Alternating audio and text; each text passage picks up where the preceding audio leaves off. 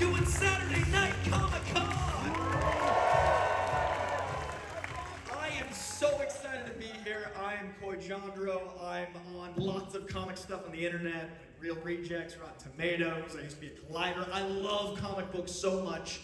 I'm only giving you my resume so you know that I love Hellboy so dearly. Let's give it up for Hellboy.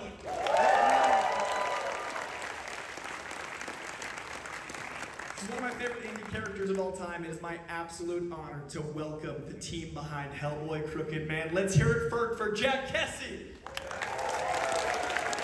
Hellboy himself, let's give it up for him. She's our number one Bobby Joe song. It's Adeline Rudolph. He's Tom Farrell, Jefferson White. Director Brian Taylor himself. And the one, the only, Mike Mignola.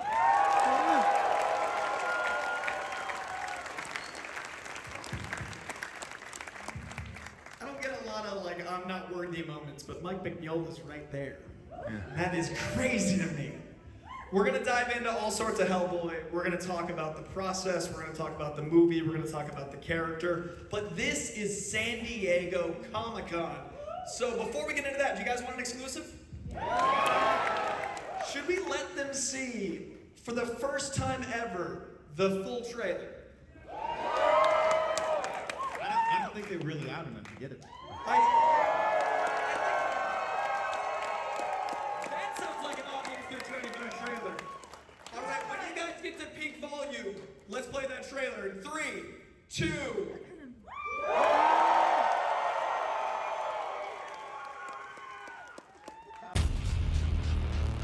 There's something going on here. I need to understand it. Like you do. That's exactly why you shouldn't be here. But here's the thing. You might say a demonic entity falls under our expertise.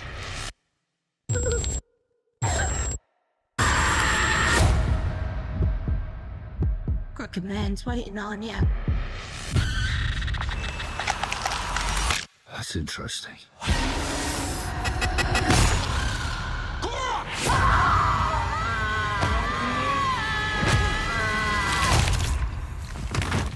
Oh, you didn't want me to squash? No, squashing's good. I heard tales about him all my life. Most just called him the Crooked Man. I thought Big Red wasn't scared of anything. Oh, I know something you're afraid of. You hear something? Your road ends in the dark like mine. Let's just keep on coming. It ain't even really begun. Come on, Snake, let's rattle. Let not your horns be troubled.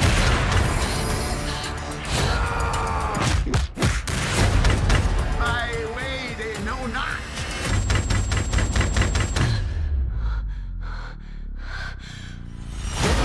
I will make the darkness light and the crooked things straight.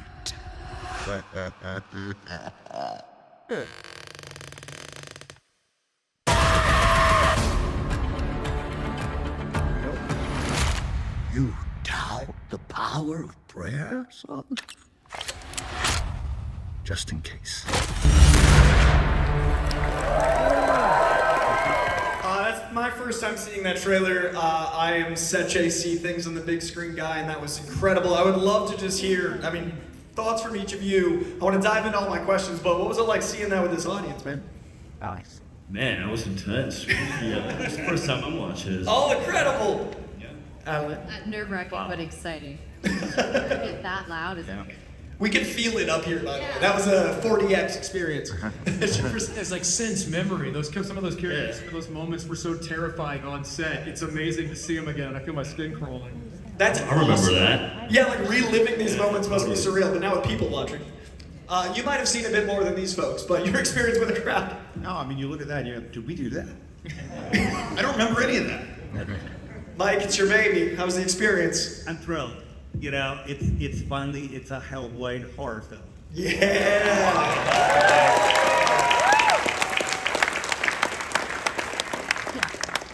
Now, this San Diego Comic-Con in general is hallowed ground, but this character has such a tie to this world. And I know he had a couple cover appearances, 91, 93, but legend has it the first ever Hellboy as he is today is tied directly into San Diego Comic-Con. Am I misreading my Wizard magazines, or is that true? I believe the first time we teased out a Hellboy story, it was something that was released as part of a San Diego exclusive comic. So, yeah, I think he was born here. That's so special. Like this story, back from whence we came. Now, this is exactly how I've always seen the character. I think it's really special to kick off like a con experiencing the comic itself, and this feels like a direct world from the comic itself. But I want to start off with Adeline and work our way down. This is such a rich world, but I love that different creators get to play in this world. What does Hellboy mean to you, and what was your first gateway into this? I mean, at this point, obviously, Hellboy holds a very, very special part to my heart. I couldn't even tell you when I was first introduced to it. I feel like Hellboy is such a big theme that you just, as soon as the script came onto my table, you know who Hellboy is. You just exactly what he looks like. Yeah, I feel like Hellboy has all these contradictions. Like it's an indie comic that people have a really personal relationship to, and it's this massive, exciting community. And I feel like this movie embodies both sides of that coin. From the first time I read it, the script is such a good script. I read the script before I read the book, The Crooked Man.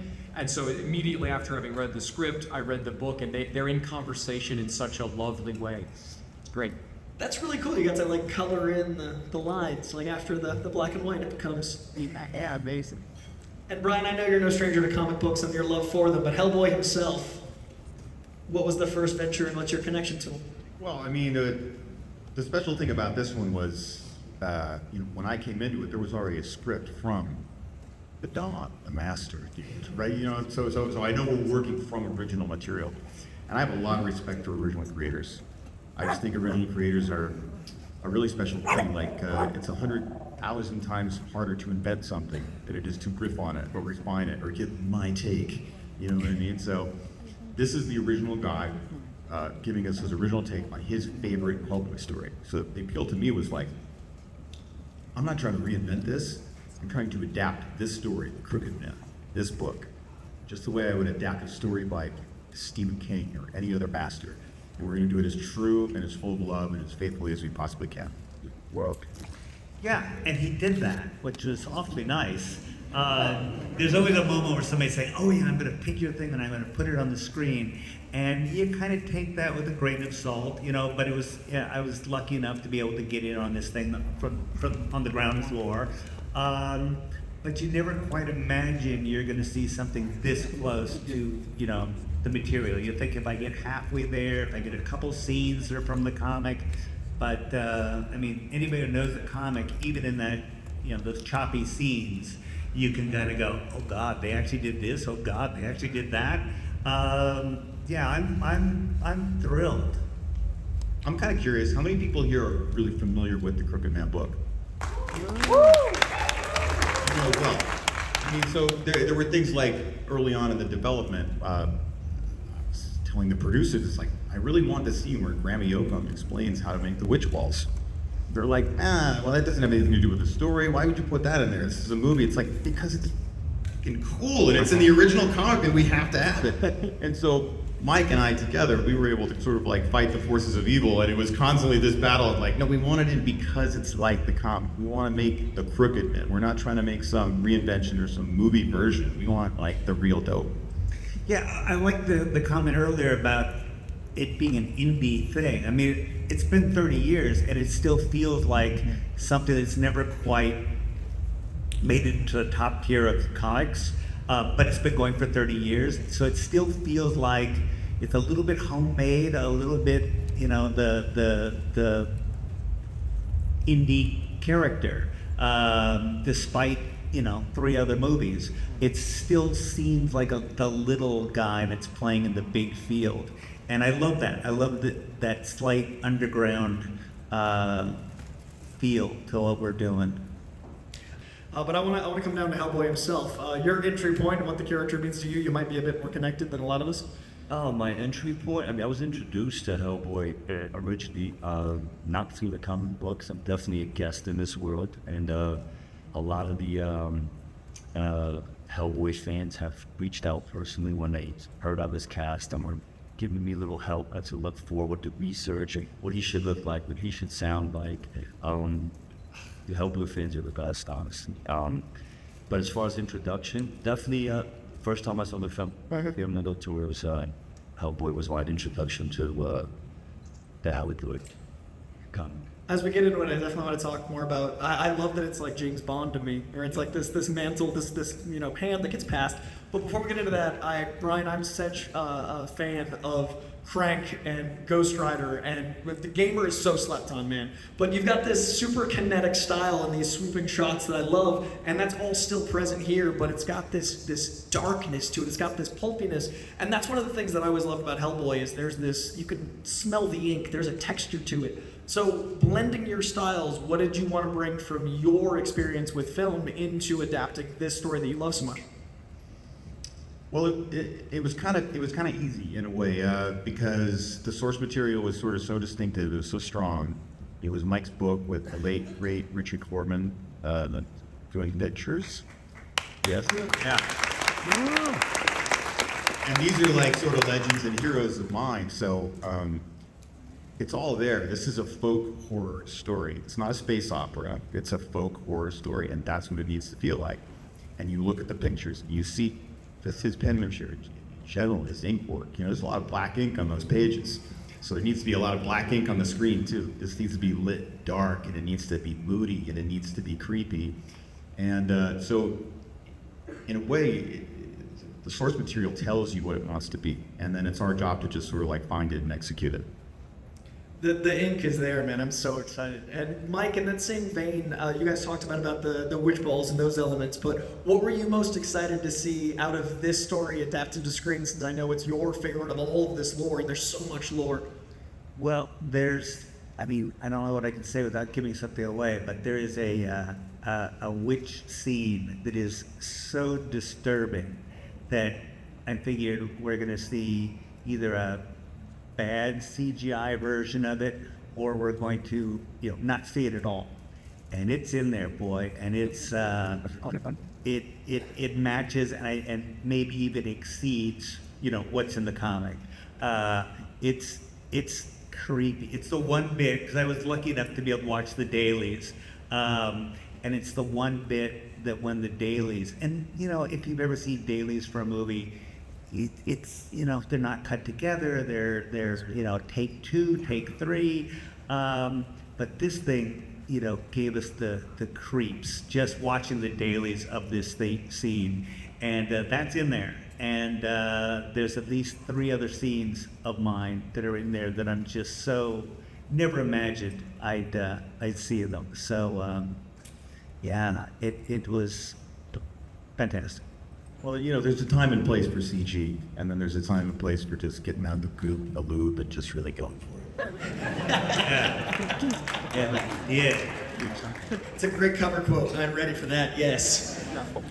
Now, this character to me, Hellboy's always been such a nuanced character. He's so interesting. He's archetypal like a lot of comic characters, but I love reading Hellboy because there's such a wandering element, and you truly don't know if he's going to take a left or a right, and there's so much to him.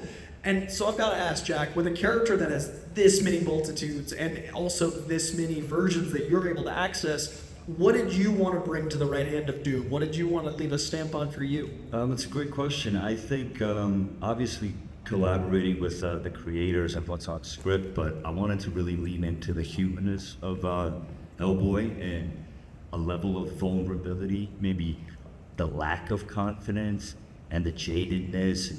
I always mention that, I want to see a young Hellboy who wants to be like every other young man, take a girl out to the movies in the 50s and, have a romance and, but he just can't. I mean, obviously, he's got some liability.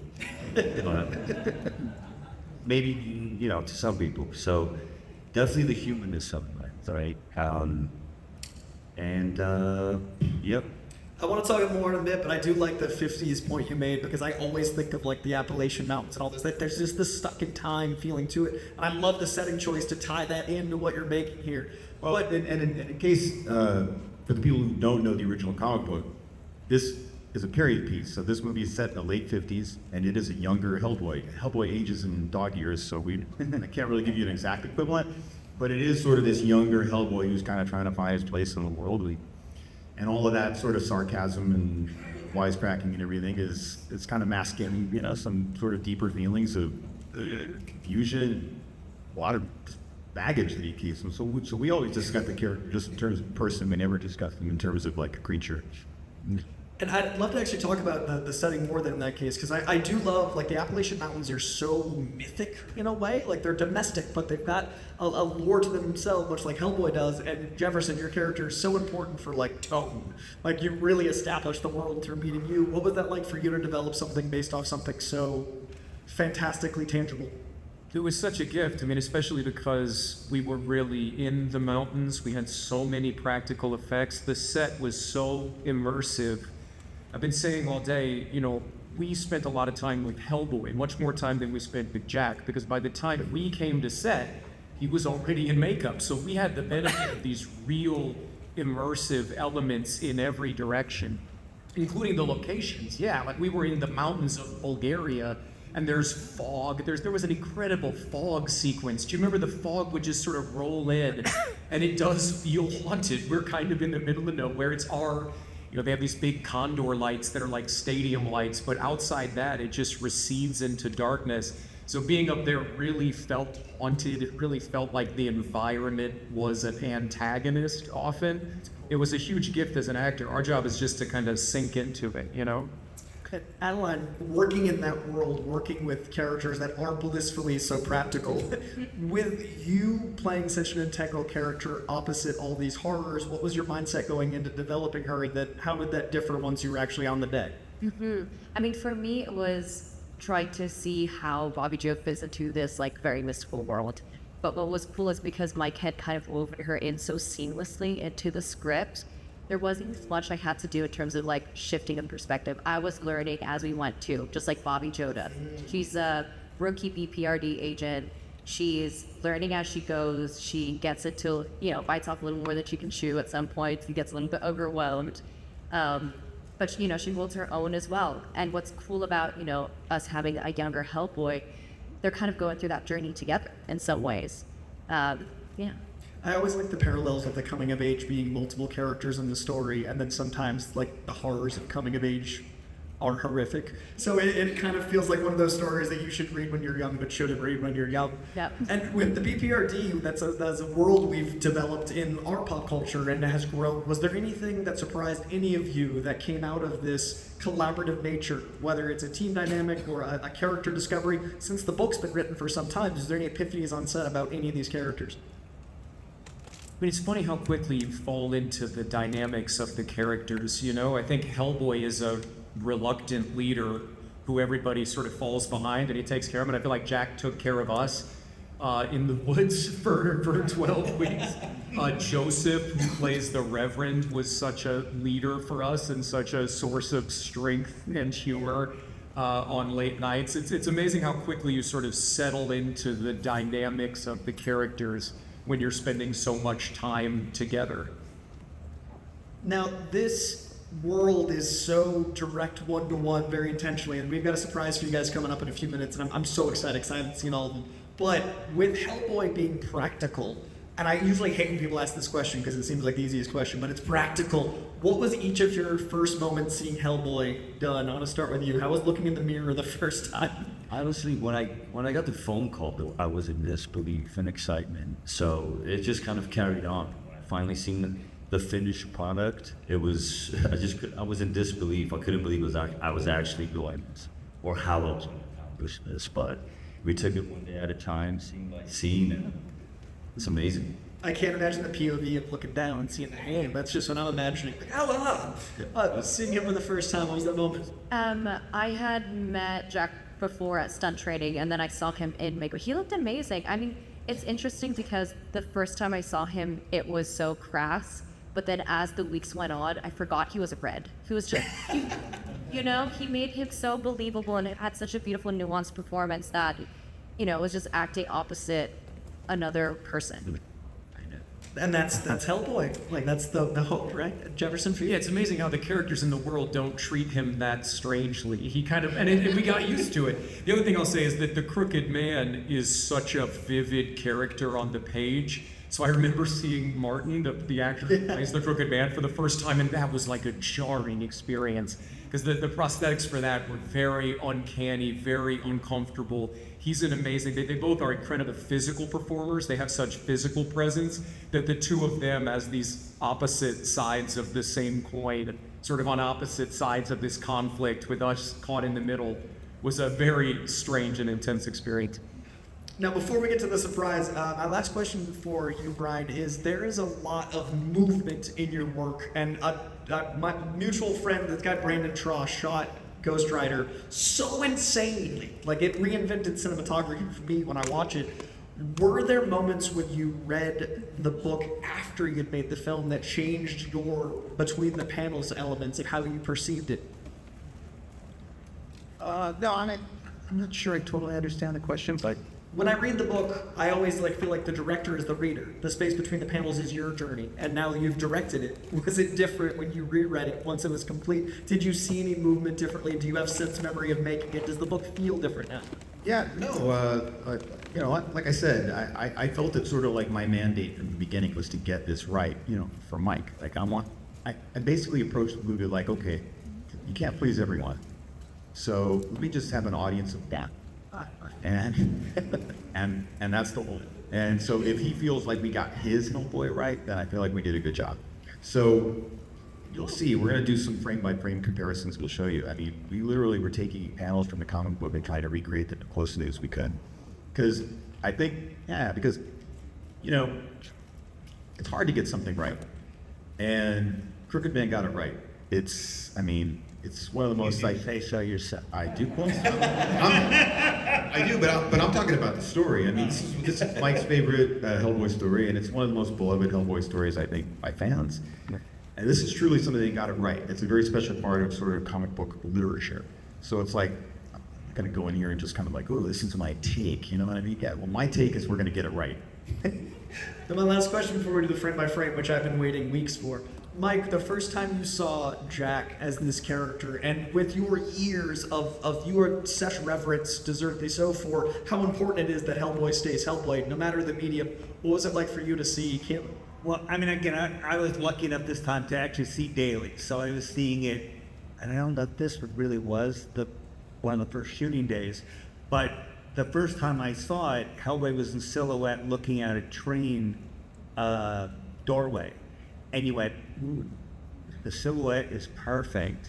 And then he kind of comes in from the door and you see him clearly and it's like, oh my God, this is just getting better. Because I'd never seen anything until I started seeing dailies. I never saw any pre-production work. I never saw a photo. I mean, I saw a photo of Jack, but I never did. And, you know, my photo of Jack, I'm like, oh yeah, all of that. Don't put too much makeup on him because that's. I mean, yes, let's make it red and put the horns. The fans would get upset about the horns, but you know, you can see an actor. Well, at least when I meet the actor, I'm looking at the face, going, yeah, don't wreck that. That face is gonna work. And so it was so surreal to have no set visit, no nothing, and just see it as it was being made. And it was just, there was never a bad day. You know, we look forward to every day looking at, you know, the day before's dailies. And it was a great experience. Well, in that same vein, I want to share I something. just want to say a little bit about this guy over here on the end. So he does his audition, right? The first time I saw this guy, he does an audition. He rolls a cigarette, he lights it, he smokes it, and then he eats it lit. And I was like, I like this guy already. And his whole approach to it was so low-key and so human, but also so Hellboy. I was like, this guy is Hellboy. I mean, he's just Hellboy. And it's just like Mike says, you don't want to get in the way of that, right? So I think there's, in a character that has a lot of prosthetics, sometimes they can get buried in it, and they get lost in it. It just ends up looking like a guy in a mask, and we really didn't want that to happen. So in designing this Hellboy, a lot of what we wanted to do was let his personality shine through, really let him be able to give a nuanced performance. I'm gonna feel his personality with his facial expressions, hear him and see him. And that was very gratifying to do. I mean, I feel like you don't have to do too much to this guy. Look at him. I mean, He just needs a couple of horns. it's a scary thing in the process when people say, yeah, we're going to make another Hellboy movie, you're great, but who's going to be Hellboy? I mean, it's not an easy part to cast. And it is pretty much one of your first, discussions. And, boy, whoever found Jack was like, yeah. And then I got to say also, I was such a big fan of Jefferson on Yellowstone. And it's so much a calm story that, next to Hellboy, it was like, yeah, but Tom, carries a lot of the weight of this movie. And when, they cast him, it was like, how did we get that lucky? So it was, considering it was a very fast process, I cannot believe how this thing worked out. I have been waiting for this for weeks, so I'm so excited because I want to share this with you guys. We have side-by-sides, frame-by-frames between Mike's work and Brian's work. I would love to hear from each of you as we go through these. Mike, I'd love to hear what you wanted to convey in the original, and then I'd love to hear a little bit about the process of capturing this, because comic book movies are my life, and I've never gotten to see a comic book movie that is this directly a comic book movie, so I'm really excited. If I don't have any power up here, but if we could do that. And there we go. And So, Mike, if you could remind us the moment, like set the scene for us, and then Brian, describe the set day or any elements you can remember of it. Well, this is young Tom, where he's decided to be a witch, and the trick is and I base so much of this on actual Appalachian folklore, and one of the folk tales is that to become a witch, you find a dead black cat, boil it, and then wash it out in the creek. And whatever bone you're holding when the devil shows up, that's your lucky bone. Which, weirdly enough, as I was writing this, my daughter found a single cat bone in our backyard. That's very weird. That's perfectly true. So this is the moment where he's like, oh, I guess this is my lucky bone, because a very bad guy just showed up. But you could see from this that Mike and Richard, they were making cinema. They were these panels look like cinema. It's a widescreen shot. It has lighting as silhouette, so it becomes such an easy thing to directly transcape. I mean, even down to what the kid's wearing. I mean, really, you really nailed this so much. Are we got another? Yes. I couldn't make him naked. They wouldn't let me. I tried. Yeah, the naked pretty much says, this is why Tom is going to do whatever this girl says.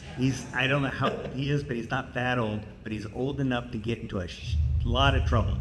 And that's Tom getting into trouble. We got another? Oh, my favorite gag in the movie. It's an evil bone, but the priest is going to make it a good bone. So he's going to, and the dialogue, when I wrote this, which, you used my dialogue, he just gets, word for word, and he just gets whipped up into a frenzy, which you can do when you're writing, where what he's saying doesn't make a hell of a lot of sense, but I'm gonna crack it. I'm gonna squeeze the Holy Spirit into this lucky bone, and draws that cross. Yeah, just beautiful.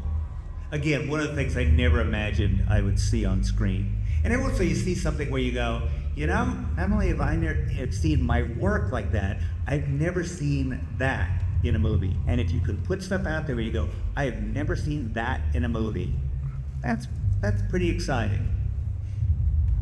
especially in this age of seeing so many adaptations of this medium, and it's so rare to get to experience a new thing. And so, yeah, so many people are recycling and trying to outdo the same gag, but to bring in something new and then wait for it to show up in other movies, is a great feeling. I've had 2 or 3 scenes in the various movies where I go, oh, I'm responsible for that being in a movie. That's pretty cool.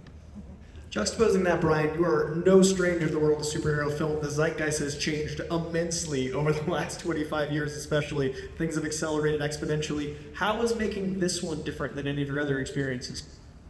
Well, I mean, I really don't look at this as a superhero film. I think Hellboy is, to me, he's a horror character, and this is a folk horror story. And so I approach it as if we were just making a folk horror movie, not referential to any of the other ones. We just started with this on a cold slate. We have our source material, and let's do this as well as we can. Now, this is... And another thing that I really like about it is because it's a simpler story, it's something you don't see so much anymore. I think the movies have gotten really complicated and long. There's like it's 3-hour movies and 40 minutes of it is explaining and explaining and explaining all these things. And you still don't understand it at the end of all the explanation. I like movies that were a little bit simpler, So maybe this is kind of a throwback in a way, more of like a 70s version of it. But at the same time, it's simple, but it's not simplistic. Exactly. Because so much of the story is carried in these characters rather than them sitting there and explaining what's going on. Because that really bogs things down. But so much of the relationship, there's never the conversations that carry the relationship as much as there's how these people react to things. So all the character is built into their performance and their reactions. And there's such a humanness, and Jack mentioned it before, in Hellboy. I think that's what connects us to him, is I think everyone, especially people that love comics, there's an otherness we feel. So we feel like Hellboy because he's so human, and we're like, why am I a monster? And there's so many moments in Hellboy that connect us to him. I'd love to hear from each of you. I've always loved some of the things like him having a favorite superhero and him loving pancakes and certain little moments like that. Is there anything that you feel surprised you in filming, whether it be a relationship with a co-star, whether it be the moment of filming in an actual horror movie and it sneaking up on you, that really connected you to this production and experience? Me? Sure, start with you. Me? It didn't sound like you get a lot of set visits, so I don't know if that counts. But maybe in dailies, actually, I'd love to start with Mike. Was there a moment in the dailies where you felt the aha, this is everything I wanted to see from my character? Yeah, I mean, again, like that opening scene, just the establishing of that scene, and then it only got better. The relaxed nature of Hellboy, there's a slowness, not in a bad way, but scenes breathe. It's not one of those things, especially once you've seen dailies, and I've been on set, and you see a wonderful take, and then when it's in the film, it's 12 seconds long. And I go, if they could have let that play out. There's a thing in the first Hellboy film that was so gorgeous. It's Ron coming up a flight of stairs, and all you see is the smoke from his cigar. And then he passes in front of a window, so there's like a moment where you see him, and then he disappears into shadows as he comes towards you. And wow, that's gorgeous. And of course, me being new to this was like, that's going to be a great thing. I think there's one split second of that shot in there, and it just kills you.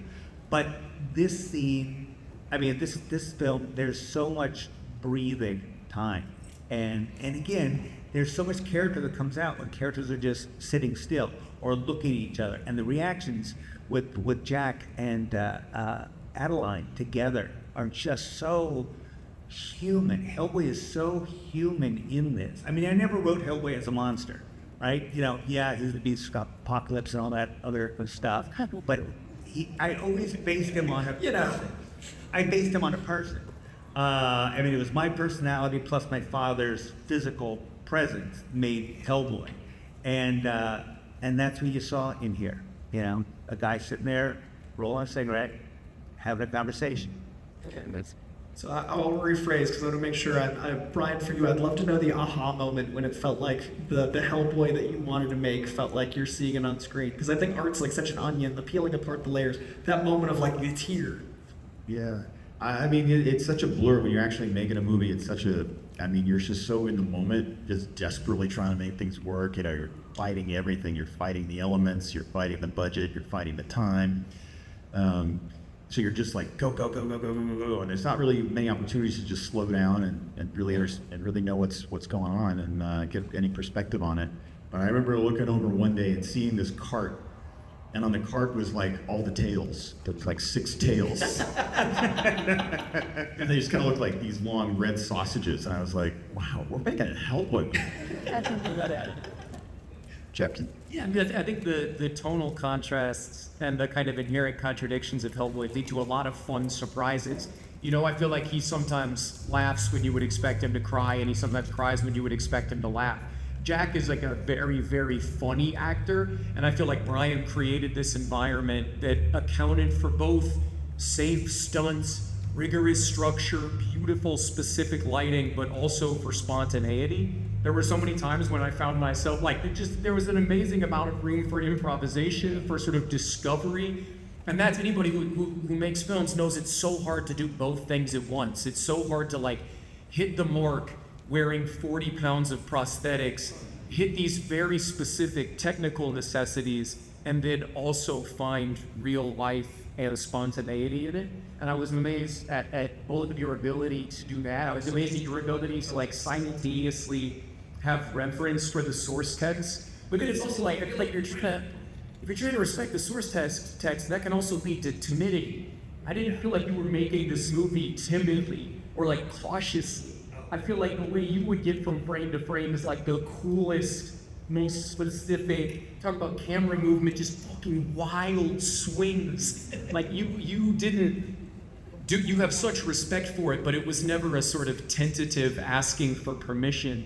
You always made such specific choices, and I was constantly surprised by that. It felt like there were expectations that were constantly sort of defined or taken in another direction. Yeah, it was amazing. Well, gee, thanks, Jeff. When it comes to dialogue, also there's a couple lines I've got to ask at some point if they were improv, because there's at least one line in there that I wish I had put in there. Oh my God, it was so good. I don't want to spoil anything. But What a gift, though. What a cool moment to create something and years later find a new beat. it's like, oh, can we rewrite? It would just be one word balloon we'd have to reinsert into the comic. But yeah, it was just perfect. The movie edition, one new panel. Yeah. For you, the aha moment. The moment for me is probably my favorite day on set. As we said, it was a very practical set. So there's this one scene which I believe we see parts of it in the trailer. It's in the comic. It's gross. It's gruesome. It gives you the shivers down your spine.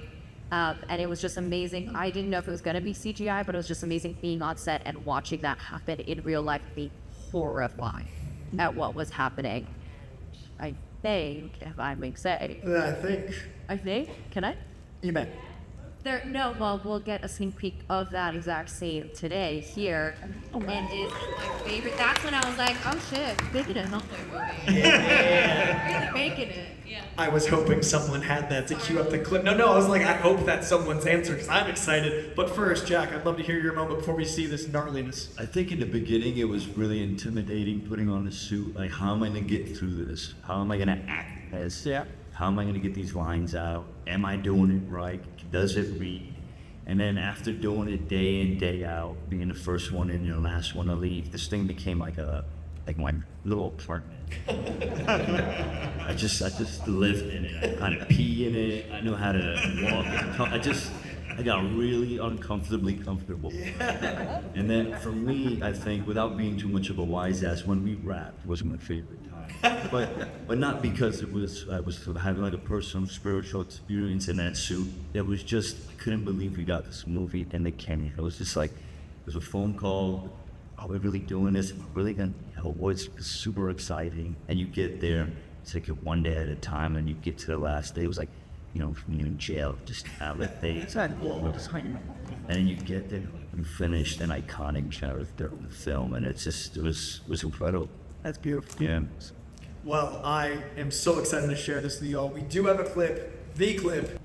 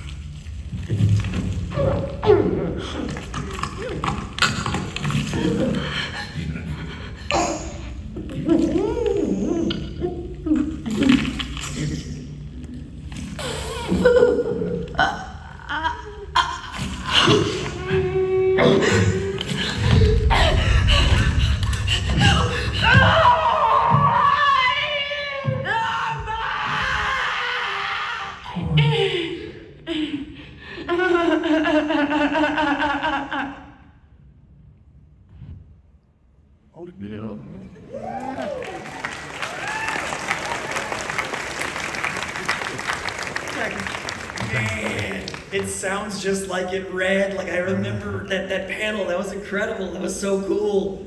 We do have time for a few questions. If you folks want to line up calmly, there's a microphone here, and I can't see if there's one there, but I know there's one here because I can see this. But my last question for everyone, I think that Hellboy, we've talked about his nuance, we've talked about his practicality, we've talked about all those things, but I love that he means something different to everyone.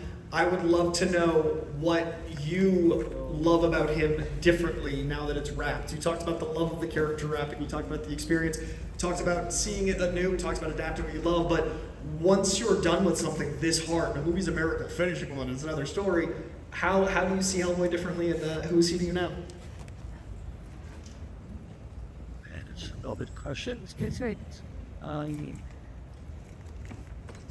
From a creative standpoint, you mean? Yeah. From approaching it, I mean, it's a huge experience to have under your belt, right? So it's less daunting and exciting, you know, to if you ever have to tackle a project like that from an actor's perspective, yeah.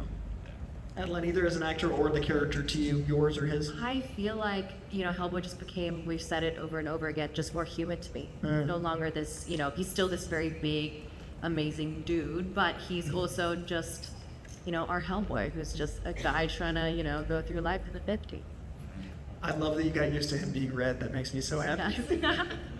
It's like I feel like when I was a kid, I loved comics and I loved stuff like this because you feel like you have a very personal relationship to it. It feels like your beautiful, safe little world. And working on this because it was such an intimate experience, because it was such a sort of indie approach to it, it felt like a beautiful little bubble for us to experiment. So I'm going to try to take that spirit of experimentation and courage and experimentation forward.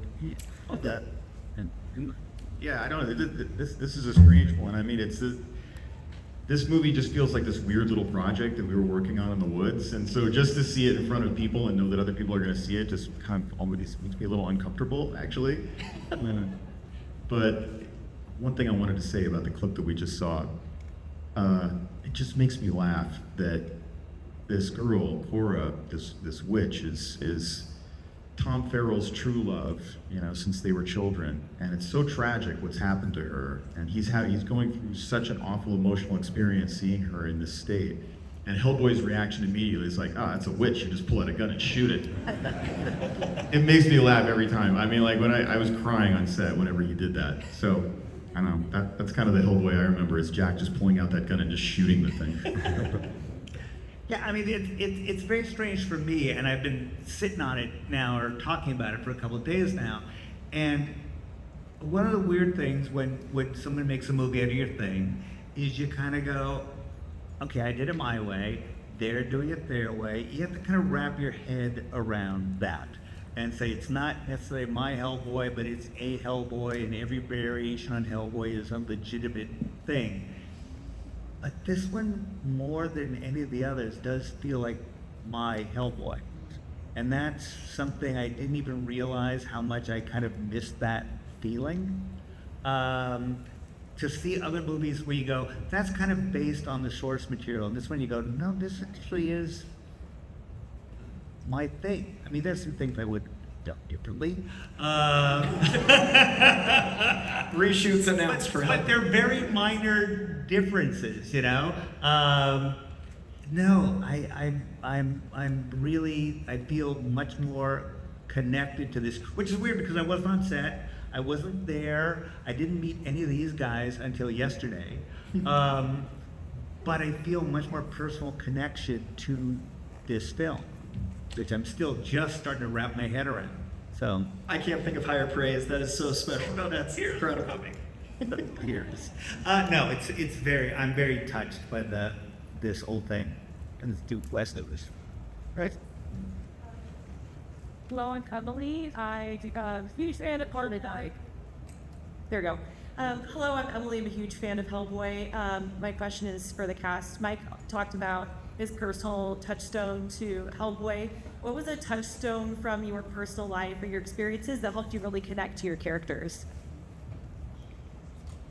I mean, it's pretty easy for me because this is a guy who's in over his head, he's out of his depth, and he's experiencing a lot of this stuff for the first time. That was also very much the case for me. I was often scrambling to keep up. There was a lot of crazy stuff to try to keep track of. So it's really great when you and the character are sort of growing alongside each other. Makes it way easier. Oddly very relatable, you know. I like to chain smoke, you know. I've got a pretty good left hook. I feel kind of jaded sometimes, but I'm deeply passionate at the same time, without oversharing. So I kind of get the guy, you know. Not spawned from the devil, I don't think, but you know, yeah. I see what you guys were talking about. Like, I see that. Oh, yeah, it's just give them horns. Yeah. Similar for me as well. I felt like with Bobby Joe, I related to her so much. You know, she's super ambitious. She is a little bit in over her head, though. That's me in life sometimes. But we kind of stumble our way through and we find a way out, right? Thank you so much. Thanks, Emily. Hello, Parker. My question is, do you guys have a favorite prop on set, and did you steal it? The klepto question. Good. Yeah. Okay, I know that Brian hated the tail, but I loved it. I thought it was so cute. It was just like, I don't know, I thought it was like a fun little aspect of Hellboy. I don't know why, yeah.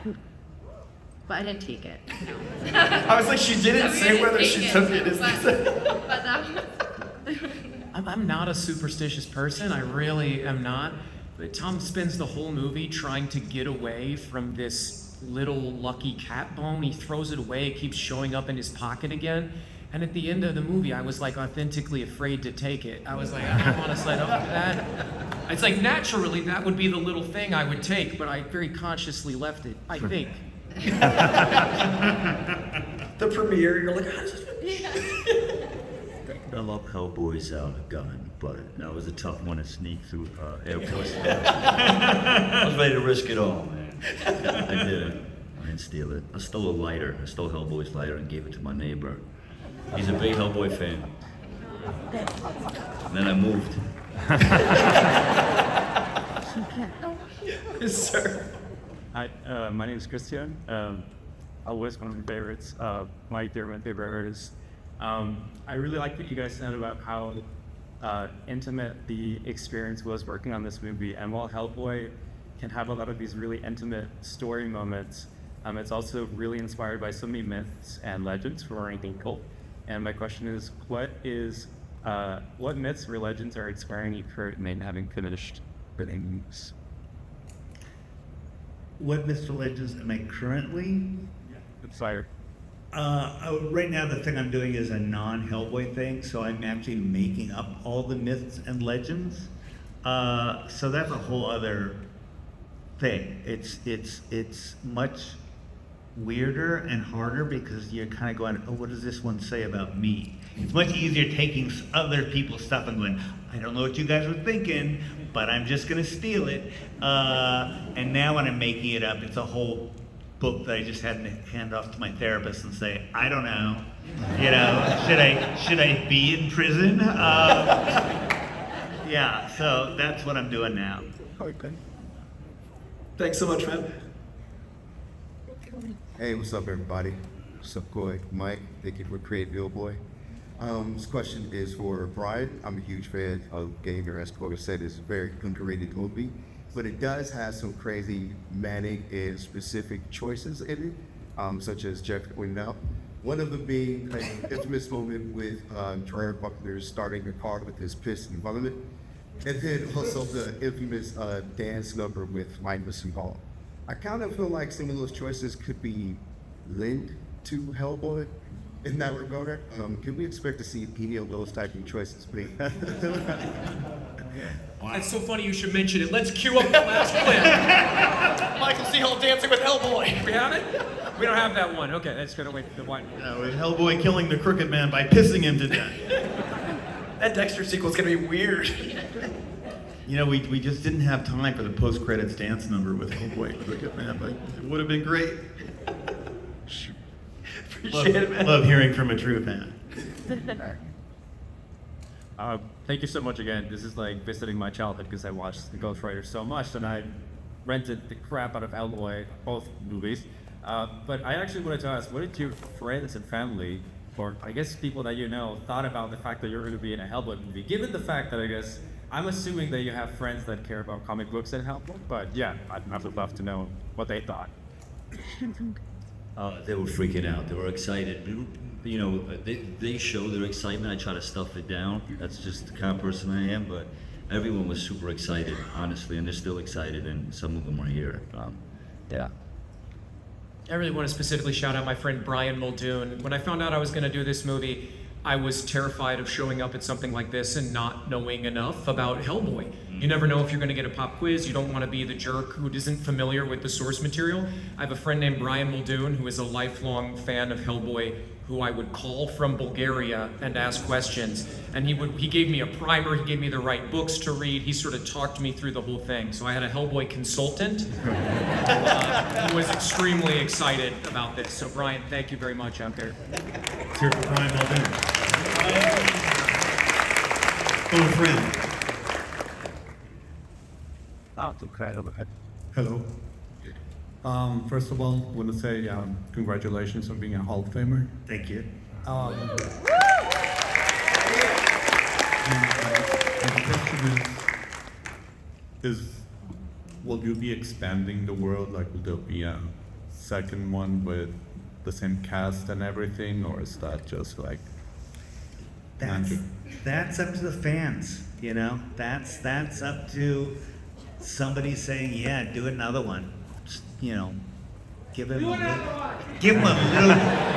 little bit more money this time, maybe a little bit more time. Yeah, you never know. I mean, this movie isn't set up in any kind of a cliffhanger kind of thing, but I know for me, I would love to get this, you know, gang back together. Maybe Tom joins the BPRD so we can see more of him. Yeah, I don't know. Who knows? I hope. Yep. Listen, I mean, what I would say about that one is like, I love how self-contained this movie is. It's a movie, right? It's not a piece of content. And one thing that I find really cringy is when I feel like something's being sold to me as a franchise before I even decide if I like it or not. Yeah. You know, don't tell me you're making another one. Just let me like this one. I like this one, I'll ask for another one. Yeah. And if folks like this and they love Jack, this Hellboy as much as I do, of course. Yeah, like we got him in the 50s, why not see him in the 60s? Who doesn't want to see Hellboy drop acid and wear a bell bottom? No, I do. So that being said, you guys are all here. You got to see that trailer for the first time. You got to experience all this. Share it, talk about it. Let's have the experience. We got one last question, but spread the word far and wide. You're dressed amazing. Let's talk about it. Thank you. Hi, my name's Cooper. I really enjoyed the Hellboy comics and the Crooked Man story. I wanted to ask, what was your favorite scene from the book, and if you did it justice in the movie? Love that last question because it was so cold. Like, what do you love? And was it good? Well, you saw one of my favorite scenes right there. Yeah, again, I don't want to mention specific scenes because I don't want to give things away. But there's a bit in the church that when I saw it in the dailies, I just thought, please don't add special effects, and certainly don't cut it. You know, because it's one of those shots. It's a small shot. It could have easily been cut. But it's so beautiful and it's so sad. You know, this isn't just an action movie. I've always wanted a sadness in Hellboy. And I think ghosts are sad in particular. And there's a couple seconds in here that is beautiful as I've ever seen in a Hellboy thing. Possibly my favorite Hellboy moment that he is actually not in. I can't wait to. Nothing against Jack.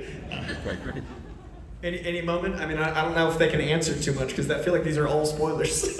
Yeah, well, there's a little bit of Hellboy's mom in this movie, and we borrowed a little bit from another Hellboy story that the real ones will know, called The Chain Coffin. We took a little bit from that too to give us a little picture of Hellboy actually being able to interact with his mom, even though they're separated by what, millennia or centuries or something. 500 years. 500 years, give or take. And it was such a sort of searingly intense scene between two actors that I normally don't see in a movie like this, and it's one of my favorite things to watch in the movie. I love Jack in it, and I think you guys are really gonna like that scene. If you're safe to say it, otherwise we can play the NDA card. But do you got a moment?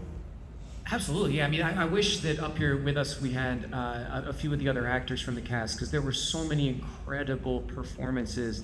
We don't have the witches today. No, we don't have the bad guys. We don't have the antagonists. Y'all are gonna love Effie Kolb. That's exactly what I was. She's a piece of work. Yeah, Leah McNamara, who played Effie Kolb, I feel like that character really jumps off the page, and everything she did on the day was so vivid and memorable and specific. And there's a sequence with a horse. I've worked with horses a lot, and I have tremendous respect for working with horses. I'm like, they're never gonna pull this off. You can't do it. It's not gonna work. The horse is gonna freak out. It's not gonna work. And Leah McNamara did it every take. She was incredible. I won't say too much about it, but I'm really excited for people to see that performance. We are about out of time, but in lieu of this NDA breaking, I want to get everyone close, and I want to get a big selfie. You guys down? Yeah. Okay, we're gonna get a picture. You guys mind standing up? Let's grab one. Yeah. All right, we're gonna on Hellboy. 3, 2, 1, Hellboy. Let's get a picture. You guys ready? All right, everyone, let's go.